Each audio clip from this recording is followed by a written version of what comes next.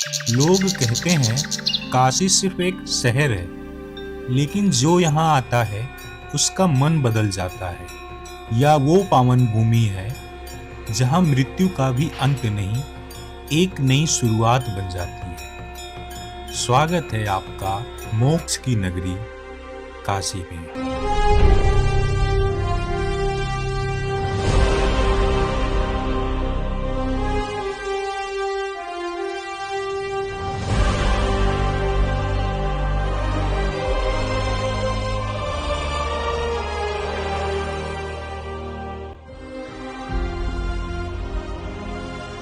मैं अभी खड़ा हूँ अपने अमेठी रेलवे स्टेशन पर और मैं जा रहा हूँ काशी, जिसे मोक्ष की नगरी कहा जाता है। तो यहाँ से मेरी ट्रेन आने वाली है और इसको पकड़कर मैं चलूँगा काशी। यात्री कृपया ध्यान दें, गाड़ी क्रमांक 1, 2, 8।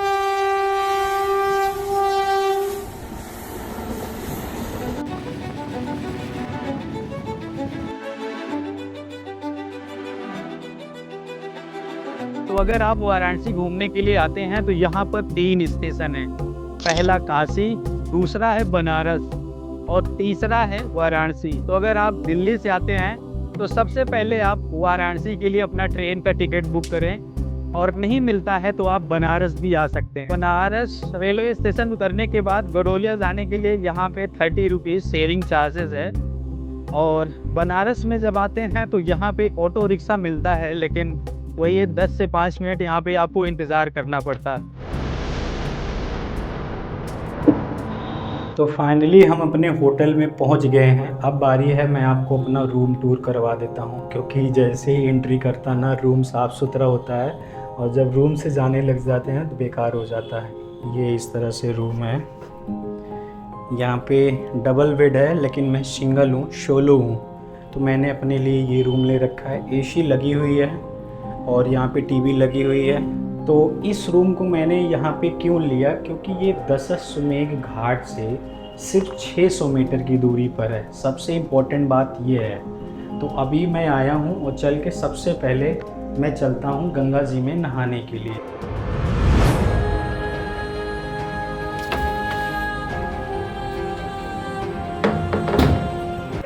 यहाँ पर आरती होने के लिए घाटों की सफाई की जा रही है।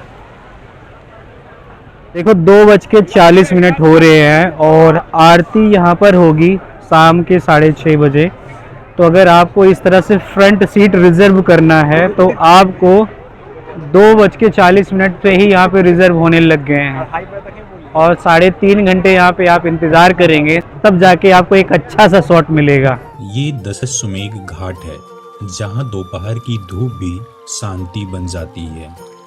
मैंने आज यहीं गंगा जी में स्नान किया, और सच कहूँ तो सिर्फ शरीर ही नहीं, मन भी हल्का हो गया। यहाँ लोग आते हैं भीड़ में, लेकिन लौटते हैं सुकून लेकर। गंगा जी का हर स्पर्श तनाव, थकान और निगेटिविटी को बहा ले जाता है।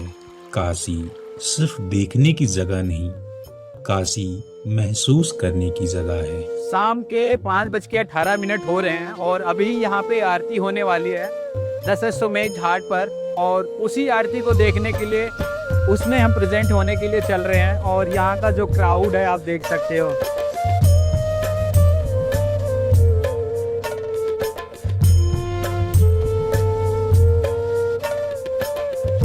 तो आरती से पहले सबसे पहले यहाँ पे मैंने 50 रुपए का ये मलइयो लिया है, और ये यहाँ का फेमस है, तो मैं अभी इसको खाने के लिए चल रहा हूँ।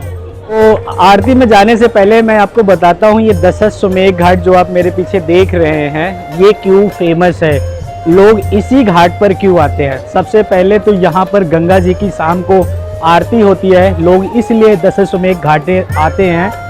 और इसके साथ साथ यहाँ पर आप 10 घोड़े देख रहे हैं, तो यहाँ पर 10 घोड़ों का यज्ञ किया था। 10 अश्वमेघ, 10 मीस होता है 10, अश्वमीस होता है घोड़े, और मेघ मतलब होता है यज्ञ। तो यहाँ पर दशाश्वमेध यज्ञ किया था। अब हम चलते हैं आरती में।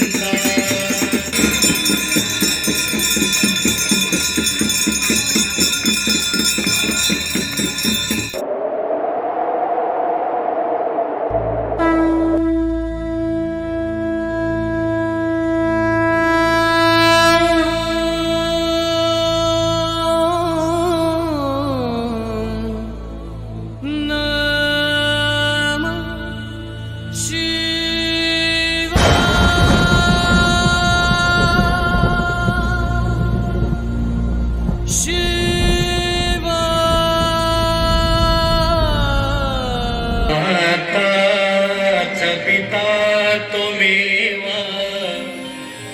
त्वमेव बन्धुश्च सखा त्वमेव विद्या द्रविणं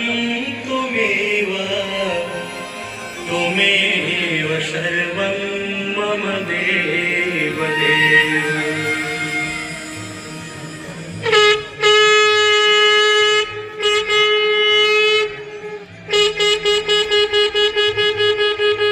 समस्त संत महात्मा ऋषियों की जय। नमः पार्वती पते हर हर महादेव। सुमेघ घाट पर आकर इंसान खुद से नहीं मिलता, भगवान से नहीं मिलता, यहाँ पे आकर वो अपने आप से मिलता है। कभी जिंदगी में अगर आपको अंधेरा महसूस हो, अगर आपको लगता है कि आपके सारे काम बिगड़े हैं, तो आप दशाश्वमेध घाट पर आ जाइए और यहाँ की आरती देखिए। 20 मिनट के लिए आपके अंदर ऐसा लगेगा कि आप दुनिया के मोह माया से खत्म हो चुके हैं। जब ये दीप गंगा में प्रवाहित होते हैं तो ऐसा लगता है जैसे हमारी परेशानियां भी माँ चरणों में बह जाती हैं। यह दृश्य आंखों से नहीं, दिल से देखा जाता है। काशी की रात, गंगा की आरती और मन का सुकून, यह तो जीवन का सौंदर्य है। दशाश्वमेध घाट की आरती करने के बाद हम आज मणिकर्णिका घाट पर नहीं गए और दशाश्वमेध घाट से मैं राइट साइड में आ गया और यहाँ पे कुछ बंदे गिटार बजा रहे हैं। भाई साहब क्या गजब का गिटार बजा रहे हैं। इसके साथ साथ यहाँ पे जितने भी लोग बैठे हैं सबको स्पिरिचुअली मोटिवेट कर रहे हैं शिव जी के लिए। तो चलिए मैं इनके कुछ गिटार के आवाज़ भी सुनाता हूँ। गंगाधराय शिव गंगाधराय, हर हर बोले नमः शिवाय, ओम नमः शिवाय, ओम नमः शिवाय, हर हर बोले नमः शिवाय। रात के 9 बज रहे हैं। अभी हम 80 घाट पर आए हैं। यहाँ पे मैंने चाय पिया और चाय पीने के बाद थोड़ा सा आगे चलते हैं। बनारस में जो चाट है वो काफ़ी फेमस है। तो यहाँ पे जितने भी लोग आते हैं, टमाटर चाट, आलू टिक्की चाट, ये स्ट्रीट फूड है जो कि हर कोई खाना पसंद करता है।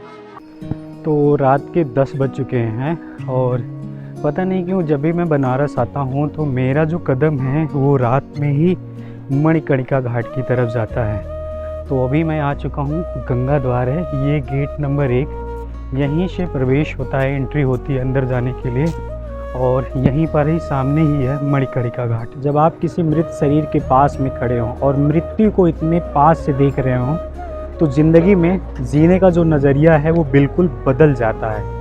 यहाँ आके सब पता लगता है कि हमारे अंदर का जो लोभ, लालच, मोह माया है सब व्यर्थ है। एक दिन यहीं पर आकर सब बर्बाद हो जाएगा।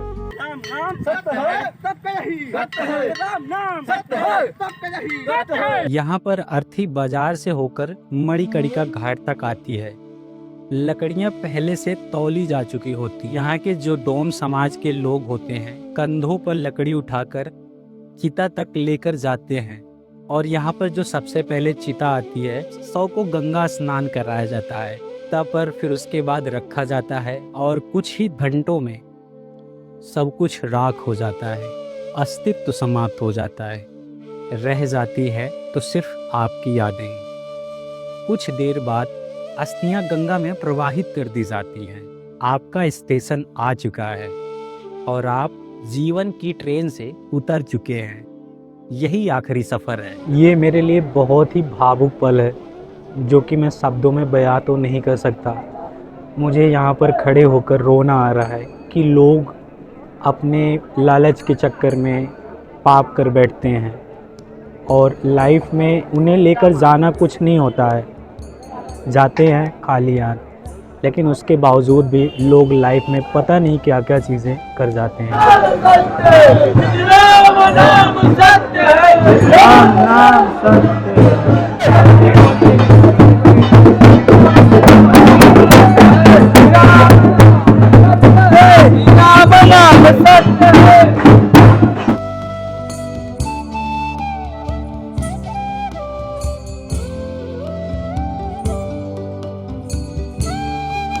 अभी हम यहाँ के नाइट में जितने प्लेसेस कवर होने थे मैंने कवर कर लिए हैं। अब मैं चल रहा हूँ अपने रूम पे, वहाँ पे सो जाऊँगा। अभी मैं सोने जा रहा हूँ। अब मैं आपसे सुबह मिलता हूँ। Good night.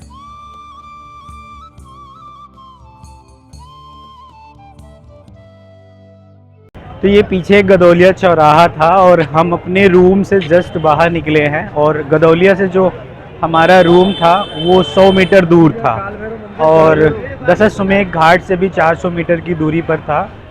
सुबह के 9 बज रहे हैं। अभी हम जा रहे हैं काल भैरव का दर्शन करने के लिए, क्योंकि कल रात में हमने यहाँ पे सब घाटों को घूमा है, आरती देखी है। और यहाँ पे एक रूल है कि अगर आप काशी आते हैं तो सबसे पहले आपको काल भैरव का दर्शन करना है, क्योंकि काल भैरव में जाके उनसे परमिशन लेना होता है कि हम आपके काशी नगरी में आ चुके हैं। तो अभी हम जा रहे हैं काल भैरव का दर्शन करने के लिए और आपको भी दर्शन करवाते हैं। गदौलिया चौक से हम 200 मीटर पैदल चले और यहाँ पे आता है गेट नंबर 4। जब आप काल भैरव की तरफ जाते हैं तो आपको गेट नंबर 4 की तरफ से ही काल भैरव जाना होता है। और यहाँ से गेट नंबर 1 से काल भैरव जो है वो 1 किलोमीटर है और अभी यहाँ पे कंस्ट्रक्शन चल रहा है, जिसकी वजह से फुल क्राउड है। तो इस रूट पे टैक्सी मिलना नामुमकिन है।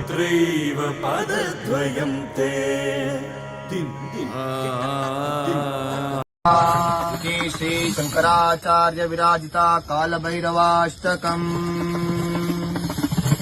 देवराज सेव्यमान पावनांग्रि पंकजम व्याल यज्ञ सूत्रमिंदुशेखरम कृपाकरम। अभी हम आ चुके हैं यहाँ पे संकट मोचन पे और संकट मोचन पे पहले आने के लिए 30 रुपये किराया था, फिर 50 रुपीज़ पर पर्सन हो गया और आज के दिन में 100 रुपीज़ पर पर्सन हो गया। और गदौलिया से मैंने ऑटो लिया था और संकट मोचन यहाँ पे आया और यहाँ पे आने के बाद 30 रुपीज़ हमने अपने सामान को रखने के लिए लॉकर में जमा किया और अब चल रहा हूँ दर्शन करने के लिए।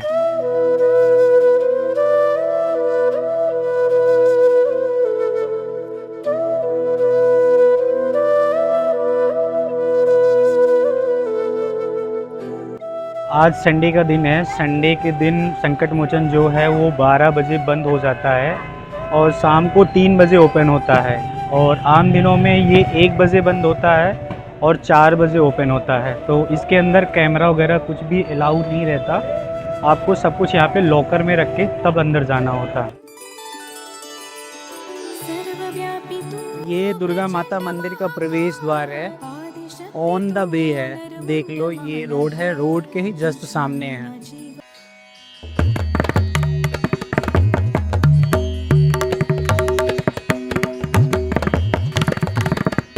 आदि शक्ति माँ दुर्गा जी का टेम्पल है, कुष्मांडा माता का ये मंदिर है। मंदिर के अंदर कैमरा नहीं अलाउ है, तो यहाँ पे सबमिट करना पड़ेगा।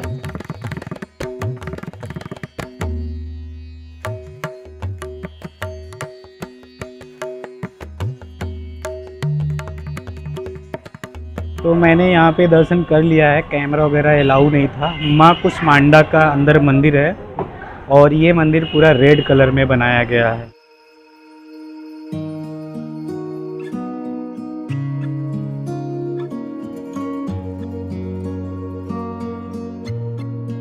घाट से ही जस्ट बगल में यहाँ पे गौरी केदार का टेम्पल है। केदारनाथ मंदिर की ही तरह है और कहते हैं कि जो व्यक्ति, जो भक्त केदारनाथ मंदिर नहीं गया है वो यहाँ पर आके दर्शन कर सकता है।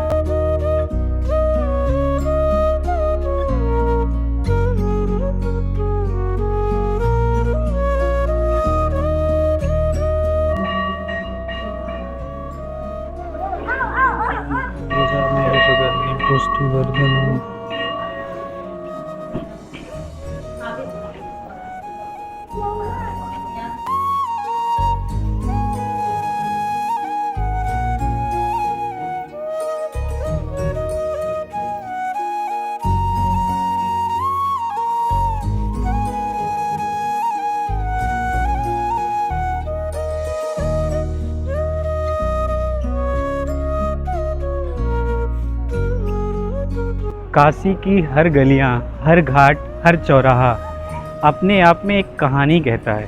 अगर तुम सोच रहे हो कि तुम काशी खुद चल कर आए हो तो ये तुम्हारा वहम है, काशी तुम्हें बुलाया गया है। आप देख सकते हैं छोमेश्वर घाट है और यही जो है इंस्टाग्राम पर ट्रेंडिंग में चल रहा है।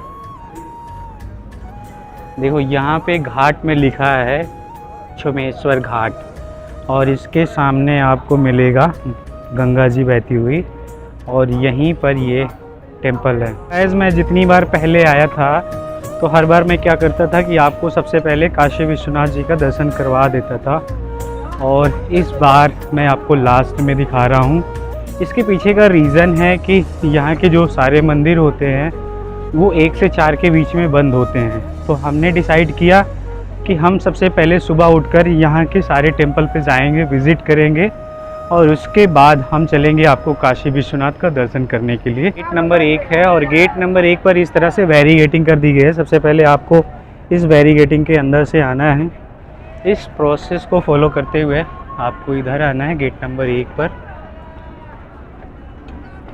और फिर यहाँ पे आपको अपने सारे सामान लॉकर में सबमिट करने होंगे। जब भी मैं दर्शन करने के लिए जाता हूँ गेट नंबर 1 से ही जाता हूँ। इसके पीछे का रीज़न है कि गेट नंबर 1 से मोबाइल भी एंट्री होती है। गेट नंबर 1 में आने के बाद ये तो शूज़ काउंटर है और यहाँ पे मुझे लगता नहीं है कोई टोकन वगैरह है, तो आपको यहाँ पे अपने शूज़ सबमिट करने हैं और लॉकर के लिए यहाँ पर आपको आना है।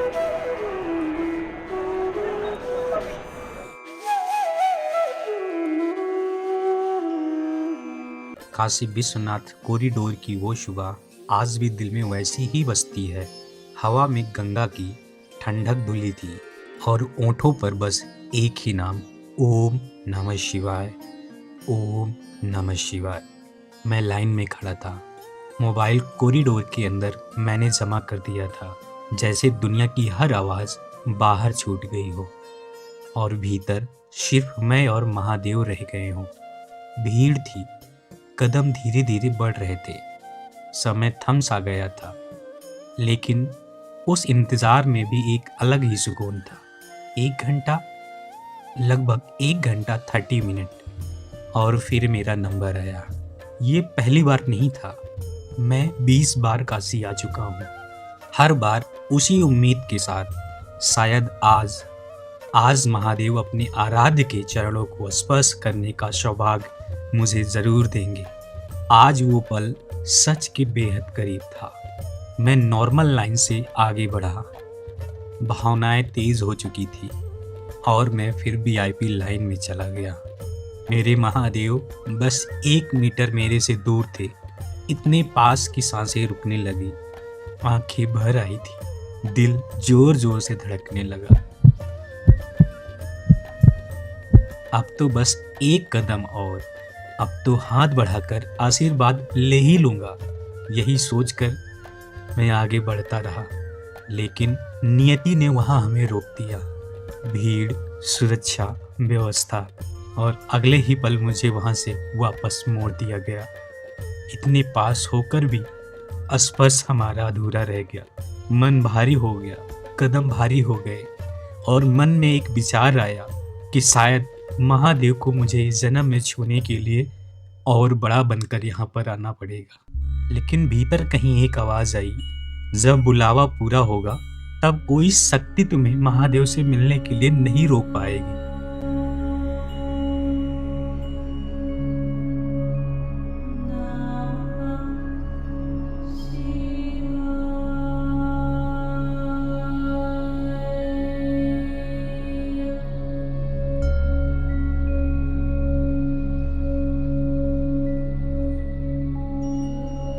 तो आज की इस वीडियो में हमने आपको पूरा संपूर्ण जानकारी दे दिया है और अगली बार मैं काशी आऊँगा तो शायद बिना कैमरे के आऊँ, जिसमें मैं आपको जानकारी तो नहीं दे पाऊँगा, लेकिन काशी को खुद से आके महसूस ज़रूर कर पाऊँगा। ये वीडियो अगर आपको पसंद आती है, अगर आपके 10% भी काम आती है, तो आप हमारे चैनल को ज़रूर से ज़रूर लाइक करें, शेयर करें, सब्सक्राइब करें। और अगर मन में कभी भी अहंकार आ जाए तो एक बार मणिकर्णिका घाट पर यहाँ पे आके ज़रूर बैठना। जय श्री राम।